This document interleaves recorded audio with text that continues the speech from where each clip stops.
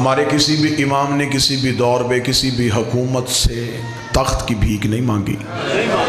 हर दौर का हाकम इमाम के दरवाजे पे चल के आया है, इमाम हुकूमत के दरवाजे पे चल के नहीं गए। हर दौर की हुकूमत ने इमामत के कदमों में बैठ के ये दुनिया को साबित किया है कि खिलाफत में इज्जत नहीं, इमामत में इज्जत। तख्त और ताज ये इमामत के सामने बेमानी चीज़ें हैं। आज लोग हमसे सवाल करते हैं कि अगर हक खिलाफत अली का था तो अली को मिला क्यों नहीं? अली मोहताज हुकूमत नहीं है। ये नहीं कि अली लोगों का हुक्मरान बने तो वो अल्लाह का इमाम होगा। इमामत पहले है, हुकूमत बाद में है। सबसे पहले हुकूमत लालच बन के रसूल के सामने आई थी। रसूल के जुमले आज भी दीनियात में बच्चों को पढ़ाए जाते हैं कि नबी ने कहा मेरे दाएं हाथ पे सूरज रखो, बाएं हाथ पे चांद रखो, मैं फिर भी तुम्हारी हुकूमत को तरजीह नहीं दूंगा, क्योंकि तुम्हारे बंगलों से ज्यादा मुझे अबू तालिब के घर में रहना पसंद है। तुम्हारे बड़े बड़े घरों में कुफर रहता है, अबू तालिब के घर में कुल्ले ईमान रहता है। सबसे पहले रसूल ने हुकूमत को ठुकराया, यही हुकूमत फिर अली के दरवाजे पे आ गई। मौला के जुमले नहजुल बलागा में अली ने फरमाया उठाओ अपनी जख्मी ऊँटनी को, तुम्हारी हुकूमत मेरे नजदीक बकरी के नाक से बहते हुए पानी से भी कमतर है। हुकूमत अली के दरवाजे से उठी तो अब दोबारा हसन के दरवाजे पे लालच बन के आ गई। हसन ने ठोकर मार के कहा तुझे मेरे बाप ने तलाक दी है और तुझे नहीं पता जिसे बाप तलाक दे वो बेटों पे हराम हो जाते। यही हुकूमत हुसैन के सामने धमकी बन के आ गई। हुसैन ने 72 से 9 लाख हरा दिया। यही हुकूमत सज्जाद के सामने खौफ बन के आई, सज्जाद ने रस्सियों में जकड़ दी। यही हुकूमत बाकर के सामने आई, उसने कमसनी में शिकस्त दे दी। हुकूमत फितना बन के जाफर के सामने आई, उसने इल्म के दरिया में बहा दी। यही हुकूमत लालच बन के मूसा के सामने आई, उसने वक्त के फरौन को घुटने टेकने में मजबूर कर दिया। फिर जब रजा का दौर आया तो फिर हुकूमत ने वही दावा किया जो मोहम्मद के सामने किया था। इमाम रजा के कदमों में बैठ के हाकिम ने कहा रिश्ता भी ले ले, हुकूमत भी ले ले। हम रिश्ता भी देते हैं, हम हुकूमत भी देते हैं। हुकूमत रसूल के सामने से चली। हर दौर में हुकूमत ने पैंतरे बदले, लेकिन जब देखा कि इमामत मोहताज हुकूमत नहीं, फिर इमाम रजा के सामने आके हुकूमत वालों ने फिर कहा हम रिश्ता भी देते हैं, हुकूमत भी देते हैं। किसी तरीके से अब निज़ाम इस्लाम को चलाइए। अब इमाम मदीना से निकले। गुफ्तगू का मौजू रखना चाहता हूँ सरकार रजा। हमेशा कोशिश की है कि वो मौज़ूआत मिंबर पे पढ़े जाएं जिससे कौम ना आशना। इमाम रजा मदीना से निकल के अब इमाम आ रहे हैं।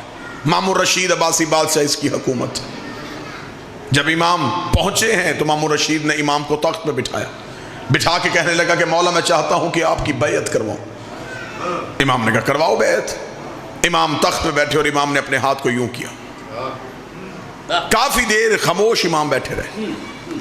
मामून ने देखेगा मौला मैंने कहा था कि बैयत करवाएं। इमाम ने कहा मैं बैयत करवा रहा हूं। उसने कहा मौला हमारे यहां तो बैयत ऐसे होती है। इमाम ने कहा तुझे नहीं पता मासूम किसी के आगे यूं नहीं करता, और मेरी कौम के नौजवान बैठे हैं। ये बैयत करवाने का तरीका हुकूमत वालों का है, इमामत वालों का नहीं।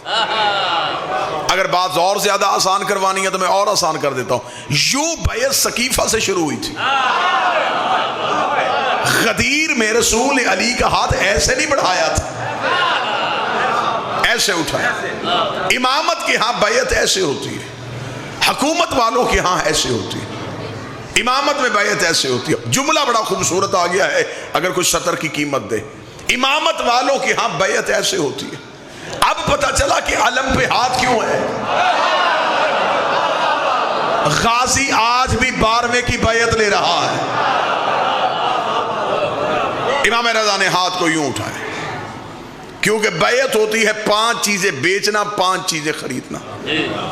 बैयत करने वाला, बैयत का लफ्ज है खरीदो फरोख्त। बैत किसी को हुक्मरान मानने को बैत नहीं कहते। बैत आपने जो गांव देहात के लोग बैठे हैं, बैनामा लिखा जाता है जी। ये कब लिखा जाता है? जब कोई चीज बेचनी हो।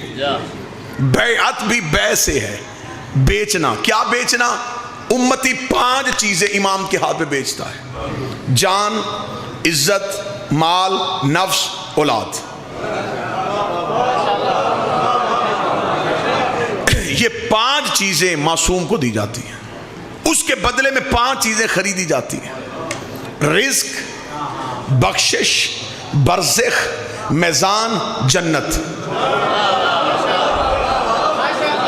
अब बैत उसी की हो सकती है जो ये 5 चीजें दे सकता हो। हमें कोई एतराज नहीं, आप किसी की बैत करवाना चाहे करवाएं, शर्त ये है कि वो ये 5 चीजें दे सकता हो। इमाम रजा की बैत शुरू हुई, बैत हो रही है, बैत होती गई। अब इमाम ने पहला हुक्मनामा पास किया।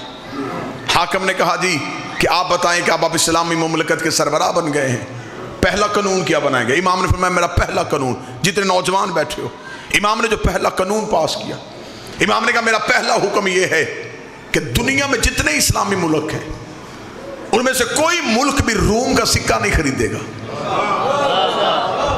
मालूमाती मैं सुना रहा हूं, तवज्जो आपकी शर्त है, रूम का सिक्का नहीं खरीदा जाएगा, क्योंकि रूम ईसाई बादशाहों का दौर था। रूम के बादशाह अपने सिक्के पे अपने बुतों की तस्वीरें बनाते थे, यानी ये अपनी करेंसी के जरिए अपने मजहब की तबलीग करते थे। इमाम ने फरमाया सारे इस्लामी मुल्कों को मना कर दो, कोई इस्लामी मुल्क रूम का सिक्का नहीं खरीदेगा। मामूर रशीद ने कहा कि अगर मौला रूम का सिक्का कोई नहीं खरीदेगा तो हम खरीदो फरोख्त कैसे करेंगे? इमाम ने फरमाया हम अपना सिक्का बनाएंगे। बड़ा हट के मौजू में आपको सुना रहा हूं, क्योंकि 17 सफर दिन गुजरा है इमाम रजा का, उस हवाले से मैं गुफ्तगू का मरकज और महवर इसी शहनशाह की जात को बनाना चाहता। इमाम ने फरमाया हम बनाएंगे अपना जाती सिक्का, जो इस्लामी मुल्कों का सिक्का होगा। उस दौर में रूम के सिक्के की हैसियत इतनी थी जैसे आज डॉलर की है, जैसे आज अमेरिकन डॉलर दुनिया की हर जगह पे चलता है, रूम का सिक्का हर जगह पे चलता। इमाम ने कहा बंद करो इसे, हम अपना सिक्का बनाएंगे। फौरन टकसाल को हुक्म दिया कि इमाम का हुक्म है, क्योंकि वली अहद है, लिहाजा सिक्का ढाला जाए। सिक्का ढाल के टकसाल लेके आया। अब जुमला सुनने वाला है। मामूर रशीद ने इमाम से पूछा मौला सिक्का बन गया, अब बताएं इस पे हम खाना काबा की तस्वीर बनाएं, हम इस पे ला इलाहा इल्लल्लाह लिखवाएं? इमाम ने टकसाल से सिक्का लेके अपने हाथ में रखा। इमाम ने कहा मामून ना तेरी मर्जी ना मेरी मर्जी, उसकी मर्जी चलेगी। अगर इमाम अपनी तरफ से ये कहते तो मामून कह देता कि ये तो रसूल के बेटे ने अपनी तरफ से हुक्म दिया। इमाम ने कहा नहीं, ना तेरी मर्जी ना मेरी, उससे पूछते हैं कि वो क्या चाहता है। ये कहने के बाद इमाम ने दुआ के हाथ बुलंद किया, मेरे मालिक इस्लामी मुमालिक के लिए सिक्के का अजरा हो रहा है, जो तू चाहता है वो ही इस पे कोनिंदा हो। ये कह के इमाम ने सिक्का हाथ में रख के अपनी अंगुश्तरी से मोहर लगाई। जब सिक्का हाथ में उठाया तो उसके ऊपर लिखा था अली वलीउल्लाह।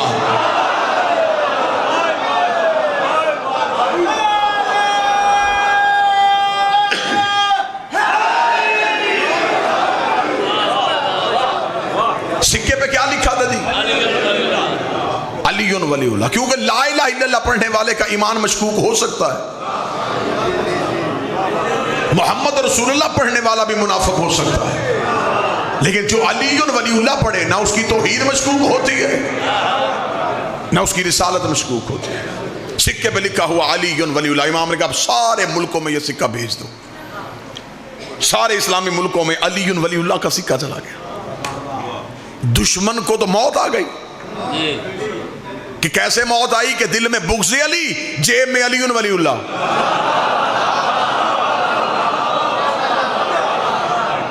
अली के दुश्मन के हाथ में भी अली की विलायत का सिक्का था। लेकिन जितने सादिक शादी अली के मुहिब रहते थे, उन्होंने जब इस सिक्के को देखा उन्होंने संभाल लिया। उन्होंने कहा कि मामून क्योंकि बदबख्त दुश्मन अहले बैत है, ये किसी वक्त भी सिक्के को बंद कर देगा।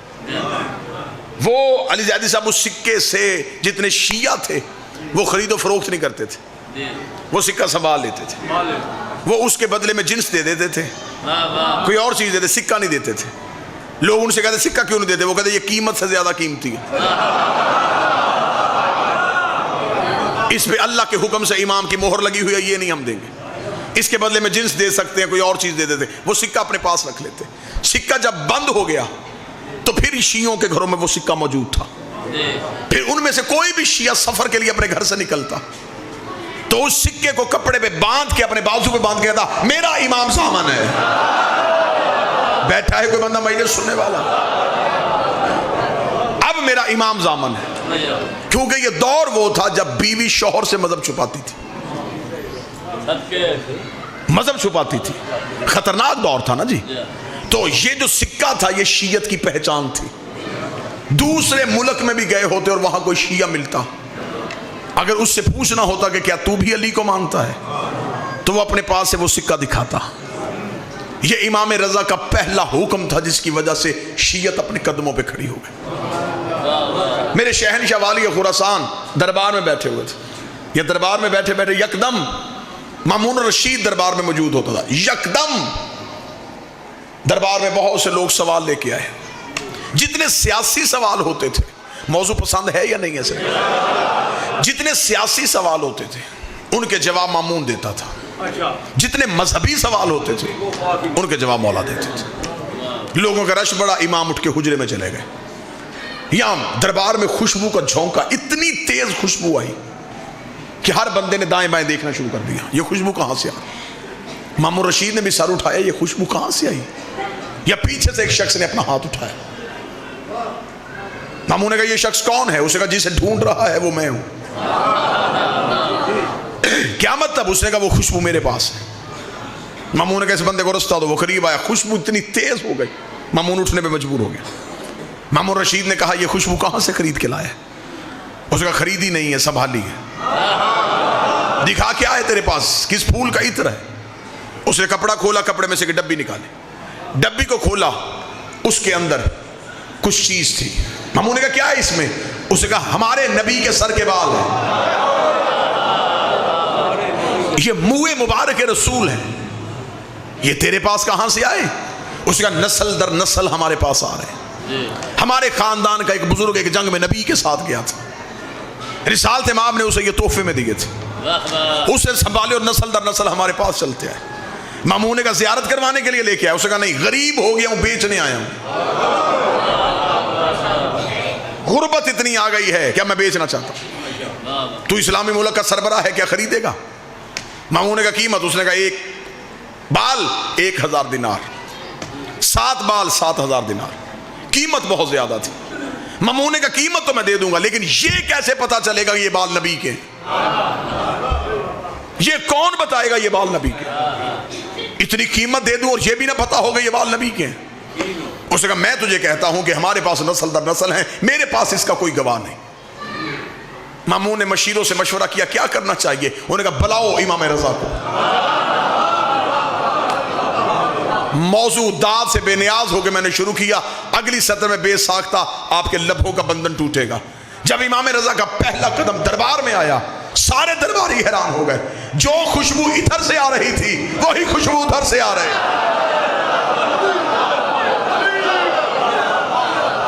जैसी खुशबू इधर से वैसे ही खुशबू उधर से। इमाम कदम चलाते चलाते मामून के करीब पहुंचे। मामून रशीद ने कहा यह शख्स दावा कर रहा है कि ये बाल रसूल के हैं, आप बता सकते हैं कि ये बाल रसूल के हैं। सदके जाऊं मोहम्मद का बेटा। इमाम ने यूं हाथ में लेके इमाम ने चूमा, चूम के इमाम ने उंगली से कहा ये 4 मेरे नाना के हैं, ये 3 बाल मेरे नाना के नहीं।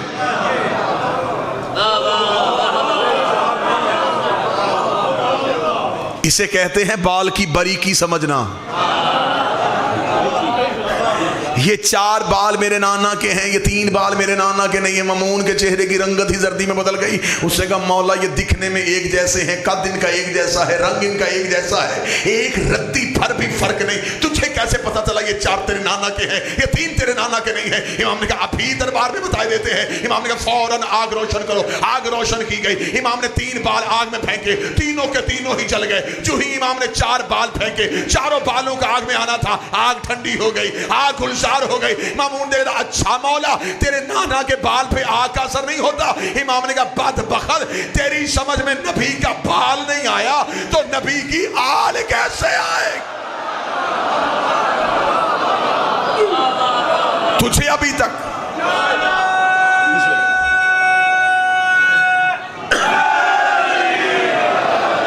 ये पता नहीं चला कि नबी के बाल की कदर क्या है।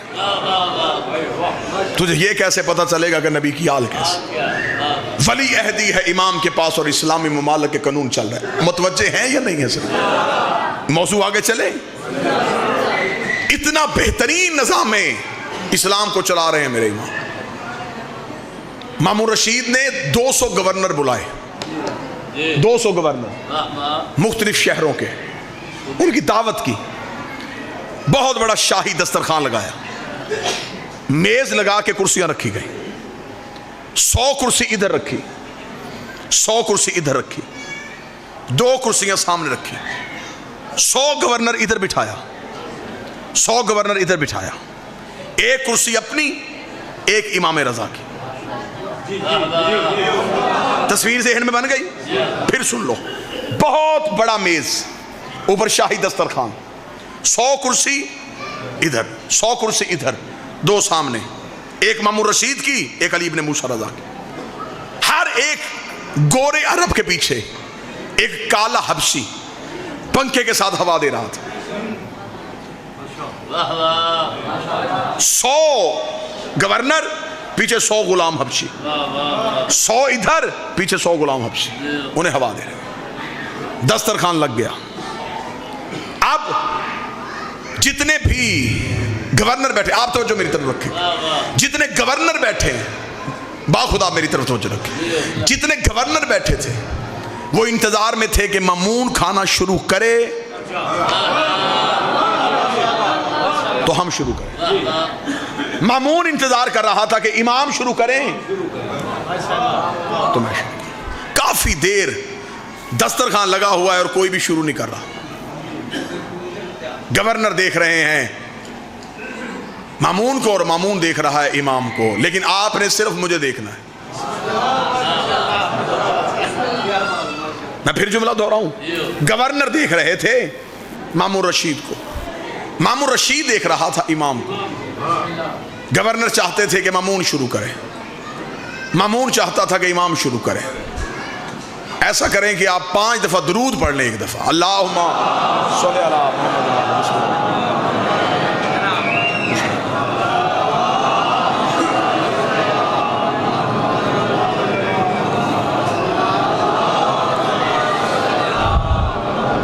अब गवर्नरों को इंतजार था, अब तवज्जो हो गई जी आपकी। इमाम शुरू करें। आकर थोड़ी देर के बाद मामून रशीद ने कहा मौला खाना शुरू करें, क्योंकि सब आपके इंतजार में। इमाम ने, वो गोरे गवर्नर बैठे थे, उनके पीछे काले हबशी के। इमाम ने कहा ये नहीं खाएंगे।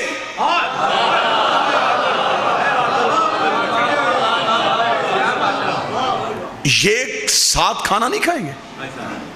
मामून रशीद ने कहा वो गुलाम है, 70 इतनी बड़ी है कि तुम्हें फख्र होगा अपने इमाम पे। मामून ने आहिस्तगी से कहा ये गुलाम है। इमाम ने ऊंची आवाज में कहा तू आजाद है कोई तो तब पूरे इमामत समझने वाला? मौला ये गुलाम है। इमाम ने कहा तू आजाद है। मामून ने शर्मिंदगी में सर झुकाया। मौला वो बाद में खा लेंगे। इमाम ने कहा फिर हम उन्हीं के साथ खाएंगे।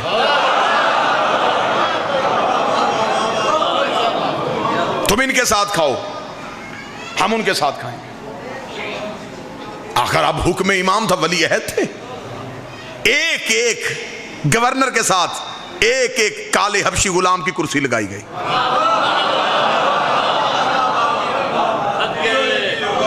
जब काले हबशी बैठ गए, इमाम ने कहा अब शुरू करो। अब गवर्नरों ने क्या खाना था, दस्तरखान खा गए गुलाम, अमीर हाथ साफ करते रह गए, गुलामों ने सारा खाना खा लिया, जी भर के शाही दस्तरखान से खाना खाया। और अगला जो जुमला है जिसके लिए मैंने ये सदर शुरू की थी, खाना खाने के बाद जो अमीर गवर्नर थे वह मामून की तरफ नाराजगी से देख के जा रहे थे, तूने हमारी तौहीन की है, तूने हमें भुला के हमारी तौहीन की है, हमारे नौकरों के साथ बिठा के हमें खाना खिलाया है। गवर्नर नाराज होके जा रहे थे, इमाम अपनी कुर्सी में बैठे थे, काले हबशी इमाम के सामने आते, इमाम के कदमों में बैठते, हाथ चूम के कहते अशहदु अन्ना अलीयुन वलीउल्लाह, अशहदु अन्ना अली।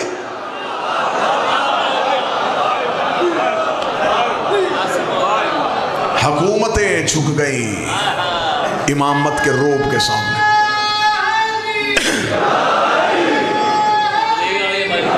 बिस्मिल्लाह।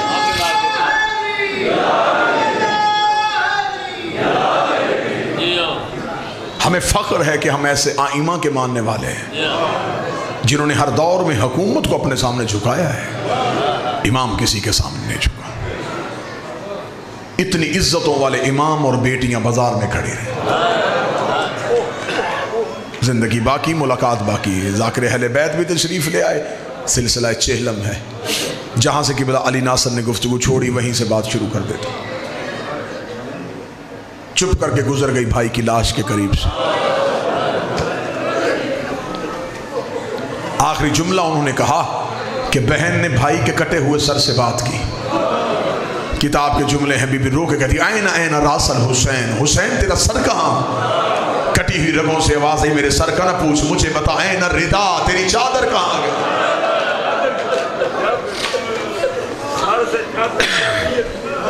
रो के कहती हुसैन तू घोड़े की जीन से गिरा, लोगों ने मेरा खैमा लूट लिया। फिर गुजरी नहीं, गुजारी गई। फिर ये शाम गरीबा जो चली है बीबी, ये बीबी थी कौन? ये मदीने से चली तो बतूल थी, ये मक्के पहुंची तो जानशीन रसूल थी, ये करबला में 8 दिन हसन बनी रही, ये शाम गरीबा की एक रात अब्बास बनी, ये 11 मुहर्रम को फिर अली बन गई, ये करबला से कूफा गई, ये कूफा से शाम पहुंची, इसे 72 बुज़ारों से गुजारा गया, इसे 144 गलियों में रोका गया, इसे 288 मोड़ों पे मारा गया, इसे 9 बार शराबी के दरबार में बुलाया गया, इसे 1 साल बगैर छत वाले जिंदान में बिठाया गया, ये शाम से रिहा होके फिर मदीने गई, ये मदीने से कैद होके फिर शाम आई। 6666 मील नंगे पांव नंगे सर सफर करके 15 रजब को शाम की पहाड़ी पे आके रो के कहती मेरे अल्लाह अब ज़ैनब थक गई। अजरो कमर अजरो कमर मेरे अल्लाह आप ज़ैनब थक गई, मेरे अल्लाह तेरा दीन बच गया, मुझे मां कहने वाला कोई ना बचा, मेरी नस्ल लग गई। जितने सैयद बैठे हो मुझसे पुरसा लेना, तुम्हारे घर की हर बतूल दरबार में गई है। जितने सैयद बैठे हो मैं उम्मतियों की तरफ से तुम्हें पुरसा देने लगा। उम्मती हाय कहना, सैयद की आंख से जरूर आंसू आएगा। सैयदों तुम्हारे घर का मुकद्दर अजीब है। तुम्हारी 18 साल की भी कमर झुका के चलती थी, तुम्हारी 4 साल की भी कमर झुका के चलती थी, रो के कहती थी सज्जाद मैं ज़ईफ़ा हो गई हूं, सज्जाद मेरी आंखों की बिनाई चली गई। बिस्मिल्लाह बिस्मिल्लाह। सैयदाद ने मिंबर से हुक्म दिया, दिन भी गुजरे हैं मासूमा के, फज़ाइल भी मैंने कोशिश की अलहदा रंग से सुनाऊं, मुसैब भी अब मैं अलहदा रंग से सुनाऊं, ज्यादा से ज्यादा 4 नहीं तो 5 मिनट पढ़ूंगा वो जो हकीकत है। बादशाह हुसैन की इज्जत की कसम है, ये मिंबर के गिलाफ मेरा हाथ। मुसैब अभी पढ़े ही नहीं गए, अगर मुसैब पढ़े जाएं तो मजमू से बंदे नहीं जनाजे उठे, तुम्हारे कलेजे फट जाएं, तुम्हारे जिगर छलनी हो जाएं, तुम्हारे डर की वजह से बाखुदा किताब से रवायत पढ़ते हैं, कई बार सोचते हैं अगर इस रवायत को ऐसे ही पढ़ दिया, सुनने वालों में कोई मर जाएगा। फिर कोशिश करते हैं कि उसके लिए कोई इशारा इस्तेमाल करें। मैंने पढ़ने हैं हुसैन की बेटी के 2 दर्द। ना मैं शहादत पढ़ूंगा, ना मैं बीबी की कैद पढ़ूंगा, ना मैं बाजार से गुजरना पढ़ूंगा, ना मैं इस सैयदादी का बाबे की लाश से उठना पढ़ूंगा। क्योंकि हुसैन का हर बेटा एक बार कत्ल हुआ, ये हुसैन की बेटी बार बार कत्ल हुई। ये शाम गरीबा से लेके शाम के कब्रिस्तान तक इसे उम्मत ने बार बार कत्ल किया। पर्दे में बैठी है मेरी माएं, बहनें, बेटियां, मैं मिंबर से दुआ कर रहा हूं, अल्लाह हर बहन को भाई जरूर दे। जिस बहन का भाई कोई ना हो वो बाजार में डर के चलती है, उसे पता मुझे किसी बदमाश ने रोक लिया, मेरे पीछे तो आने वाला भी कोई नहीं।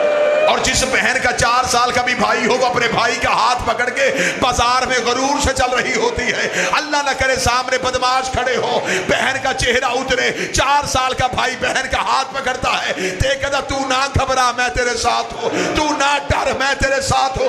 अब अल्लाह जाने तू मातम करेगा या नहीं करेगा। 4 साल का भाई बहन को तसल्लियां देता है। शाम के बाजार में सज्जाद की 4 साल की बहन सज्जाद का हाथ पकड़ के रो के कहती तू ना रो मैं तेरे साथ हूं, तू ना घबरा।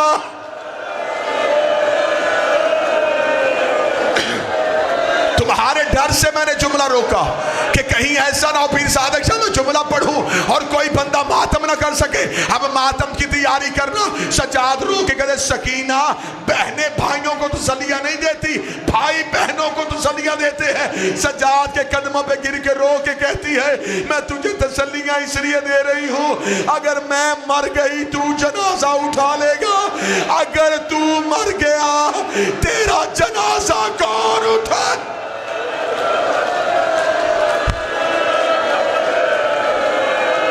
सज्जाद मैं बाबा बगैर कफन के छोड़ आई हूं, मैं भाई बगैर दफन के छोड़ आई, अब मुझसे अगला जनाजा बर्दाश्त नहीं होना। हर आंख पुरनम हो गई, अब तुम्हारी चीखों की आवाज चाहिए ताकि शाम वाली मलका राजी हो। 2 दर्द मैं पढ़ने लगा हूं, 2 दर्द मिन्नत करूंगा, घर है मेरा, हाथ बांध के कह रहा हूं। पहला दर्द पढ़ूंगा, उसकी वजह नहीं पढ़ूंगा, मैं गैर सैयद हूं, मुझे अपनी औकात का पता है, मैं सैयदों से माफी मांग रहा हूं। मैं दर्द पढ़ूंगा, वजह नहीं पढ़ूंगा। और मुझे यह भी पता है कि हो सकता है कोई बगैर वजह के दर्द ना समझे, उस बंदे के मातम के लिए मैं एक इशारा पढ़ दूंगा। इशारा समझ लेना है, किसी मजमे से सैयद ने मुझे हुक्म नहीं देना कि तू इस दर्द की वजह पढ़। ये मैं मिंबर पे मिन्नत करता हूं। अब मैं पढ़ने लगा हूं दर्द। सारी जिंदगी तुमने जाकिरों से सुना, सज्जाद ने बहन कुर्ते में दफनाई। बोलो जिसने सुना, सुना जाकिरों से। सज्जाद ने बहन को कफन नहीं दिया था। क्या समझा तुमने गरीब था जिसके बाप का लिबास जन्नत से आ गया था, वो बहन का कफन नहीं मंगवा सकता था। वजह मैं पढ़ूंगा या मैं मर जाऊंगा या मजमे से कोई मर जाएगा। मैं इशारा देने लगा हूं। 10 मुहर्रम को मातमी करता है जंजीर का मातम। मातम करने के बाद जल्दी जल्दी कमीज पहन लेता है, शाम तक मातमी जुलूस में रहता है, रात को मातमी घर आता है। बहनों ने करने होते हैं भाई के जख्म साफ, माँ करीब खड़ी होती है, रो के कभी कमीज आहिस्ता उतारना, तेरी कमीज तेरे जख्मों से चिमट गई है, तेरी कमीज तेरे जख्मों के साथ लग गई है, तू मातम कर या ना कर। जिसने 4 घंटे कमीज पहनी उसकी कमीज तो नहीं उतरी, जिसने 1 साल कुर्ता पहना। जब सकीना का जनाजा तैयार हुआ, ज़ैनब की आवाज आई, सज्जाद बहन कुर्ते में दफना और जख्मी है। हौसला, थोड़ी आवाज में, हौसला, हौसला। एक दर्द और पढ़ना मैंने, एक दर्द। बड़े सैयद बैठे हो, तुम्हें बीबी का वास्ता। एक दर्द मैंने और पढ़ा, एक दर्द। लाओ कुरान रखो मेरे सर पे। सादक शाह जी अली जी आखिर तक सैयद बोलो। सारी जिंदगी सुना, सज्जाद ने बहन रस्सियों में दफनाई। आज भी उलमा कहते हैं कब्र में सकीना के हाथों में रस्सियां हैं। इस इलाके का कोई सैयद मुझे इजाजत दे तो मैं वजह पढ़ दूं। एक सैयद मजमे से हाथ खड़ा करे, मैं उसके हुक्म के तहत फिर जुमला पढ़ दूं। रख मेरे सर पे कुरान। वो जो 14 साल का कैदी था, उसकी लोहे की कड़ियां खुल गई थी, आखिर सकीना की रस्सियां क्यों ना खुली? एक बंदे ने बगदाद में मूसिए काज़म से पूछा, कैदी बता तेरे दादे सज्जाद ने अपनी बहन की रस्सियां क्यों नहीं खोली? इमाम का सर दीवार पे आया। इमाम ने कहा मेरा सलाम उस मासूमा पे जिसके हाथों के जोड़ टूट गए थे, उसके हाथों के जोड़ सलामत नहीं थे। अगर सज्जाद रस्सियां खोलता, सकीना की लाश ऐसे बिखर जाती जैसे कासम की लाश करबला में हुसैन को चुननी पड़ी।